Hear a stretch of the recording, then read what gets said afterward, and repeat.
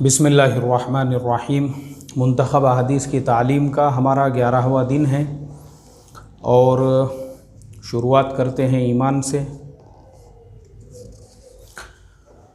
हज़रत हुज़ैफ़ा रज़ी अल्लाह तआला अन्हु से रिवायत है, रसूलुल्लाह सल्लल्लाहु अलैहि वसल्लम ने इरशाद फरमाया, जिस तरह कपड़े के नक्शो निगार घिस जाते हैं और मांद पड़ जाते हैं, उसी तरह इस्लाम भी एक ज़माने में मांद पड़ जाएगा, यहाँ तक कि किसी शख्स को यह इल्म तक ना रहेगा कि रोज़ा क्या चीज़ है, सदका और हज क्या चीज़ है। एक शब आएगी कि कुरान सीनों से उठा लिया जाएगा और ज़मीन पर उसकी एक एक आयत भी बाकी ना रहेगी। मुतफर्रिक़ तौर पर कुछ बूढ़े मर्द और कुछ बूढ़ी औरतें रह जाएंगी जो ये कहेंगे कि हमने अपने बुज़ुर्गों से ये कलीमा ला इलाहा इल्लल्लाह सुना था, इसलिए हम भी यह कलीमा पढ़ लेते हैं।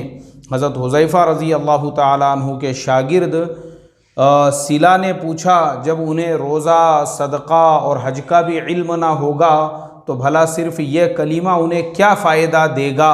हज़रत हुज़ैफ़ा ने इसका जवाब न दिया। उन्होंने 3 बार यही सवाल दोहराया। हर बात हज़रत हुज़ैफ़ा अर्ज़ करते रहे कि उनके तीसरी मरतबा इसरार के बाद फरमाया, सिला, ये कलीमा ही उनको दोज़ख से नजात दिलाएगा। सुभान अल्लाह, सुभान अल्लाह। मेरे मोहतरम दोस्तों, देखो ये है ईमान की ताकत। लोगों को नमाज, रोज़ा, हज, ज़कात कुछ भी नहीं मालूम रहेगा, लेकिन उनके बूढ़े कुछ रहेंगे जो ये कहेंगे कि ला इलाहा इल्लल्लाह हमने सुना था, तो उनकी वजह से यानी सिर्फ़ उतना कलीमा जो उनको याद रहेगा कि अल्लाह के सिवा कोई इबादत के लायक नहीं, वो उनको दोज़ख से नजात दिलाएगा। हज़रत हुज़ैफ़ा रज़ी अल्लाह तआला अन्हु से रिवायत है, रसूलुल्लाह सल्लल्लाहु अलैहि वसल्लम ने इरशाद फरमाया, जिस तरह कपड़े के नक्शो निगार घिस जाते हैं और मांद पड़ जाते हैं, उसी तरह इस्लाम भी एक ज़माने में मांद पड़ जाएगा, यहाँ तक कि किसी शख्स को यह इल्म तक ना रहेगा रोज़ा क्या चीज़ है, सदका व हज क्या चीज़ है। एक शब आएगी, कुरान सीनों से उठा लिया जाएगा और ज़मीन पर उसकी एक आयत भी बाकी ना रहेगी। मुतफर्रिक़ तौर पर कुछ बूढ़े मर्द और कुछ बूढ़ी औरतें रह जाएंगी जो ये कहेंगे कि हमने अपने बुज़ुर्गों से ये कलीमा ला इलाहा इल्लल्लाह सुना था, इसलिए हम भी यह कलीमा पढ़ लेते हैं। हज़रत हुज़ैफ़ा के शागिर्द सिला ने पूछा, जब उन्हें रोज़ा, सदका, हज का भी इल्म ना रहेगा तो भला सिर्फ़ ये कलीमा उन्हें क्या फ़ायदा देगा। हज़रत हुज़ैफ़ा ने उसका कोई जवाब ना दिया। उन्होंने 3 मरतबा यही सवाल दोहराया। हर मरतबा हज़रत हुज़ैफ़ा इराज़ करते रहे। उनके तीसरी मरतबा इसरार के बाद फरमाया कि सिला, ये कलीमा ही उनको दोज़ख से नजात दिलाएगा। अल्लाहु अकबर, अल्लाहु अकबर। मेरे मोहतरम दोस्तों, देखो ये है इस्लाम की उसाअत। और हमारे यहाँ पे तो कुफ्र के फतवे ऐसे गोडाउन भरे हुए हैं, गोडाउन कुफ्र के फतवों को लेकर। अब हम पढ़ रहे हैं फ़ज़ाइल नमाज में से।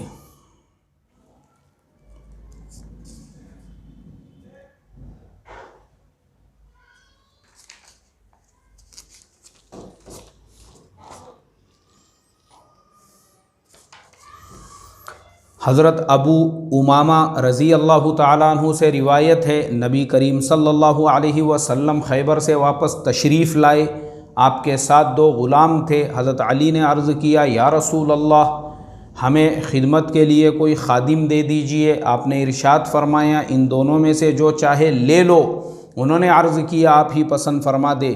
नबी करीम सल्लल्लाहु अलैहि वसल्लम ने उनमें से एक की तरफ इशारा करके फ़रमाया, इसको ले लो, इसको मारना नहीं, क्योंकि खैबर से वापसी पर मैंने इसको नमाज़ पढ़ते देखा है और मुझे नमाजियों को मारने से मना किया गया है। सुभान अल्लाह। हज़रत अबू उमामा रज़ी अल्लाह तआला अन्हु से रिवायत है, नबी करीम सल्लल्लाहु अलैहि वसल्लम खैबर से वापस तशरीफ़ लाए। आप सल्लल्लाहु अलैहि वसल्लम के साथ 2 ग़ुलाम थे। हज़रत अली ने अर्ज़ किया, या रसूल अल्लाह, हमें खिदमत के लिए कोई ग़ुलाम दे दीजिए। आपने इरशाद फरमाया, इन दोनों में से जो चाहे ले लो। उन्होंने अर्ज़ किया, आप ही पसंद फरमा दे। नबी करीम सल्लल्लाहु अलैहि वसल्लम ने उनमें से एक की तरफ इशारा करके फ़रमाया, इसको ले लो, लेकिन इसको मारना नहीं, کیونکہ خیبر سے واپسی پر میں نے اس کو نماز پڑھتے دیکھا ہے اور مجھے نمازیوں کو مارنے سے منع کیا گیا ہے۔ سبحان اللہ۔ اس لیے محترم دوستو، جو نمازوں کے پابند ہوتے ہیں، اس حدیث سے پتہ یہ چلا ان کا اکرام کرنا چاہیے، نماز پڑھنے والوں کا اکرام کرنا چاہیے۔ اللہ عمل کی توفیق عطا فرمائے۔ ہم پڑھ رہے ہیں علم اور ذکر میں سے۔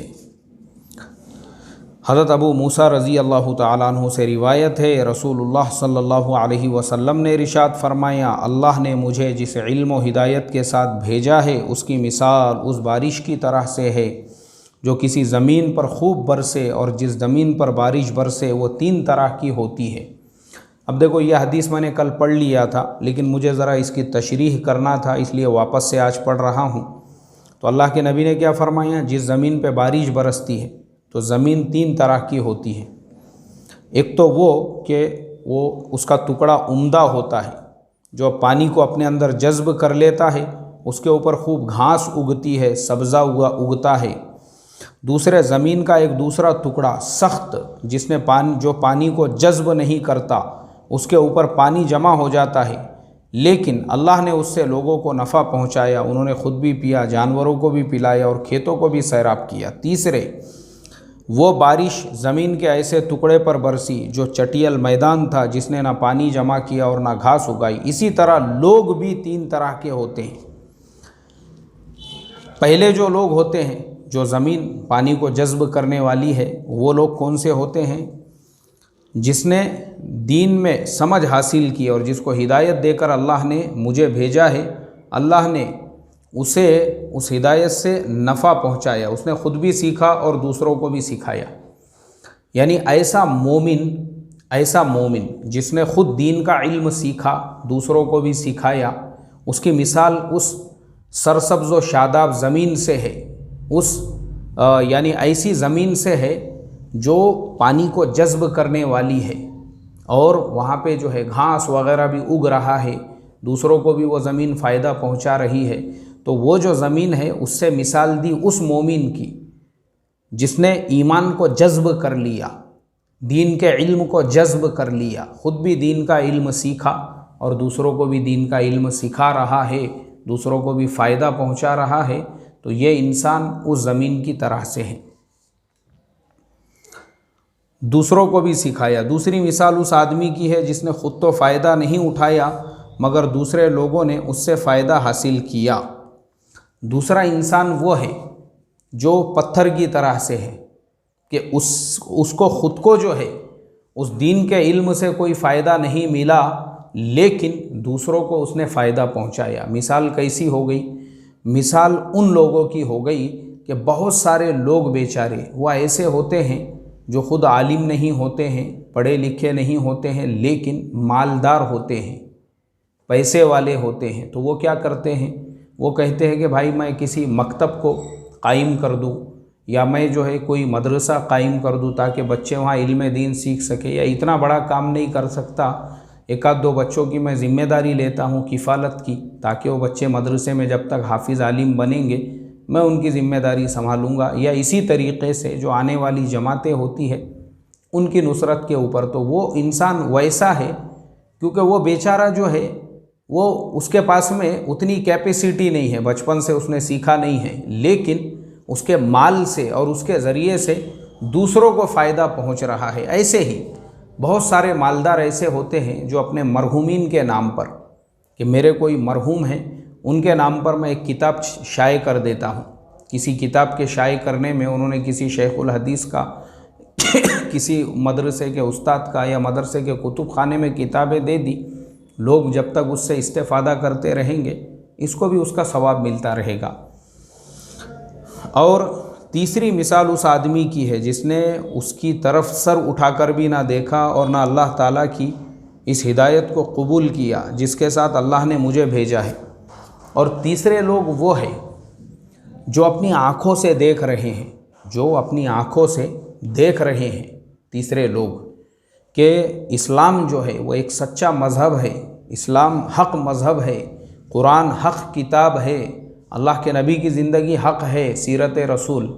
اس کے باوجود وہ جو لوگ ہیں ہدایت سے محروم ہیں، بلکہ الٹا وہ اسلام کے، قرآن کے، نبی کے، دین کے دشمن بنے ہوئے ہیں۔ اللہ ایسے لوگوں کو ہدایت عطا فرمائے۔ تو ایسے جو لوگ ہیں ان کی مثال وہ سخت پتھر کی طرح سے ہے کہ ان کے کانوں میں 5 وقت اذان کی آوازیں جا رہی ہے، وہ اپنی آنکھوں سے لوگوں کو نماز پڑھتے ہوئے دیکھ رہے ہیں، اور وہ یہ دیکھ رہے ہیں کہ اسلام کے اندر کوئی بھید بھاؤ نہیں، کوئی اونچ نیچ نہیں، صرف ایک اللہ کی پرستش اور عبادت ہوتی ہے۔ اس کے باوجود بھی چٹیل میدان یعنی وہ چٹان کی طرح سے کہ کتنی بھی بارش ان کے اوپر پڑ رہی ہے تو وہ پوری بہہ کر چلے جا رہی ہے۔ تو انہوں نے نہ دین کو قبول کیا، نہ اللہ کے اور اس کے رسول کی بات کو قبول کیا۔ یہ تیسری کیٹیگری کے اندر وہ لوگ ہیں۔ تو اب میرے محترم دوستو، یہ ہماری ذمہ داری بنتی ہے، ہم کس کیٹیگری میں آنا چاہتے ہیں۔ پہلے والی جو کیٹیگری ہے، جو اللہ کے نبی نے ایک ایسے زمین کے بارے میں جو سرسبز و شاداب زمین ہے، ایسی زمین کے بارے میں جو بتائے، خود بھی پانی کو جذب کر کے وہاں سے جو ہے ہریالی اگ رہی ہے، دوسروں کو بھی فائدہ، دونوں کو فائدہ پہنچ رہا ہے، وہ بننا چاہتے ہیں تو حافظ قرآن بنیے، عالم دین بنیے۔ اب اگر آپ کی عمر بڑی ہو چکی ہے، اب آپ کے پاس مدرسے میں پڑھنے کا وقت نہیں، اللہ نے آپ کے لیے دعوت و تبلیغ کی ہے، محنت کو جاری فرمایا ہے، اللہ کے راستے میں نکل کر دین کا علم سیکھیے، اور پھر دوسروں کو بھی اس محنت سے جوڑنے کی یا دوسروں کو محنت کا میدان بنائیے، تو آپ وہ پہلے والی کیٹیگری کے اندر آ جاؤ گے کہ آپ نے بھی فائدہ اٹھایا اور آپ دوسروں کو فائدہ پہنچا رہے ہو۔ اللہ ہم تمام کو عمل کی توفیق عطا فرمائے۔ اور دوسری جو کیٹیگری ہے، اگر وہ بننا چاہتے ہیں تو اب چلو اپنے سے تو ہو نہیں سکتا، تو چلو دوسروں کا تعاون کریں گے، دوسرے جو کرنے والے ہیں ان کا ہی ہم تعاون کر لیتے ہیں، تو وہ جو کر رہے ہیں اس میں ہمارا بھی حصہ لگ جائے گا، تو آپ دوسری کیٹیگری میں آئیں گے۔ اور تیسری جو کیٹیگری ہے وہ ایمان والوں کے لیے نہیں ہے، وہ ان لوگوں کے لیے ہے جو بیچارے صبح سے شام تک دیکھ رہے ہیں کہ اسلام کتنا سچا پکا مذہب ہے، اس کے باوجود بھی توفیق نہیں مل رہی ہے۔ ہاں کچھ ہے ان میں بھی، اور کون ہے وہ انشاءاللہ میں یہ تعلیم کے بعد میں آج کا جو میرا سبق رہے گا 1184 وہ اسی ٹاپک کے اوپر ہے، تو اس میں پورے ڈیٹیلز میں بتاؤں گا ہدایت کیسے ملتی ہے۔ اب ہم پڑھ رہے ہیں اخلاص نیت میں سے۔ ابھی ہم نے جو پڑھا تھا وہ پڑھا تھا، اب ہم پڑھیں گے اکرام مسلم میں سے، کیونکہ ابھی ہم نے پڑھا تھا علم اور ذکر میں سے۔ حضرت عبداللہ ابن عمرو ابن عاص رضی اللہ عنہما روایت کرتے ہیں، رسول اللہ صلی اللہ علیہ وسلم نے ارشاد فرمایا، قیامت کے دن میری امت کے کچھ لوگ آئیں گے، ان کا نور سورج کی طرح سے روشنی کی طرح ہوگا۔ ہم نے عرض کی اللہ کے رسول وہ کون لوگ ہوں گے؟ ارشاد فرمایا یہ غریب مہاجرین ہوں گے جن کو مشکل کاموں میں آگے رکھ کر ان کے ذریعے سے بچاؤ حاصل کیا جاتا تھا، ان میں سے جس کی اموات ہوتی تھی اس کی حاجت اس کے سینے میں رہ جاتی تھی، انہیں زمین کے مختلف حصوں سے لا کر جمع کیا جائے گا۔ حضرت عبداللہ ابن عمرو ابن عاص رضی اللہ عنہما ارشاد فرماتے ہیں، قیامت کے دن میری امت کے کچھ لوگ آئیں گے، ان کا نور سورج کی روشنی کی طرح سے ہوگا۔ ہم نے عرض کی اللہ کے رسول وہ کون لوگ ہوں گے؟ ارشاد فرمایا یہ غریب مہاجرین ہوں گے جن کو مشکل کاموں میں آگے رکھ کر ان کے ذریعے سے بچاؤ حاصل کیا جاتا تھا، ان میں سے جس کو موت آتی تھی اس کی حاجت اس کے سینے میں رہ جاتی تھی، انہیں زمین کے مختلف حصوں سے لا کر جمع کیا جائے گا۔ یہ کل جو حدیث پڑھے تھے وہی حدیث ہے، لیکن دوسرے راوی ہے، اخلاص نیت میں سے پڑھا جا رہا ہے۔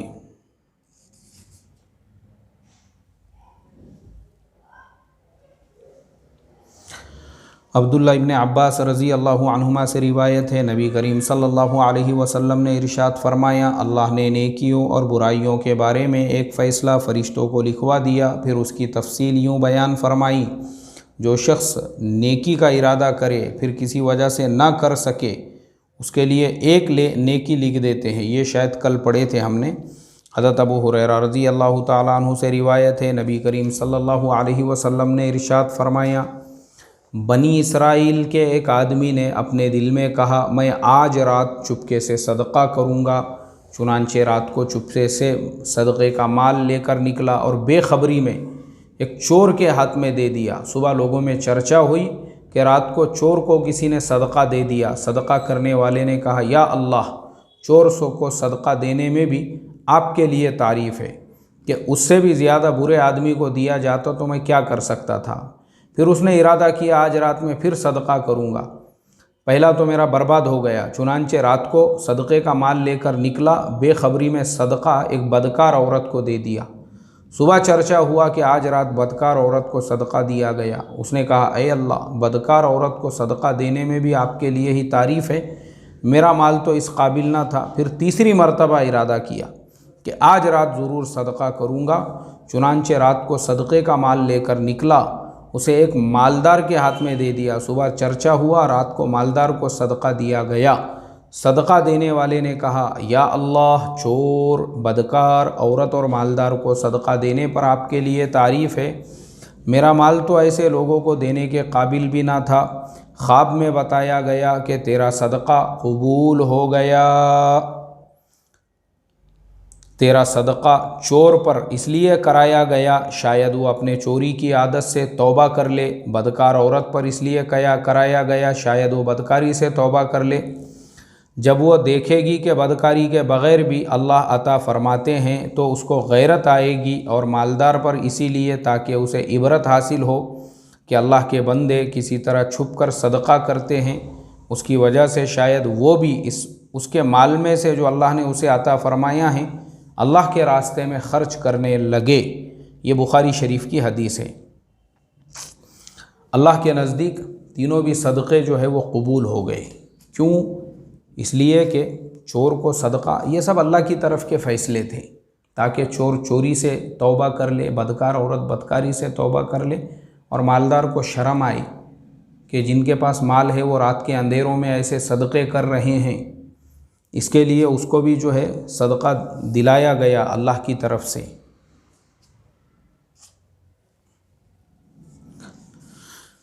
فضائل تبلیغ میں سے پڑھا جا رہا ہے، اللہ تعالیٰ کا ارشاد ہے زمانے کی قسم انسان بڑے خسارے میں ہیں مگر وہ لوگ جو ایمان لائے، نیک اعمال کے پابند رہیں، ایک دوسرے کو حق پر قائم رہنے اور ایک دوسرے کو صبر کی نصیحت کرتے رہے، یہ لوگ البتہ پورے کامیاب ہیں۔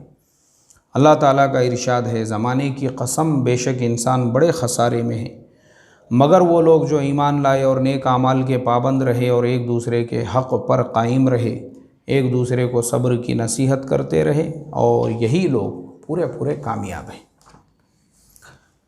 لایانی باتوں سے بچنا، لایانی باتوں سے بچنا اس میں سے پڑھا جا رہا ہے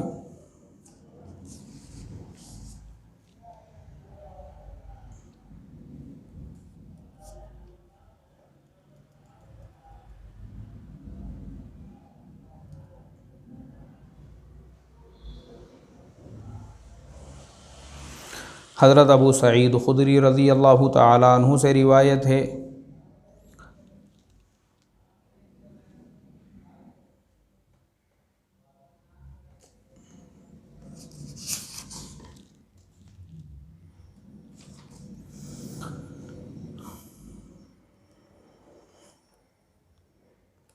حضرت انس بن مالک سے روایت ہے، رسول اللہ صلی اللہ علیہ وسلم نے ارشاد فرمایا بندہ جب تک اپنی زبان کی حفاظت نہ کر لے ایمان کی حقیقت کو حاصل نہیں کر سکتا۔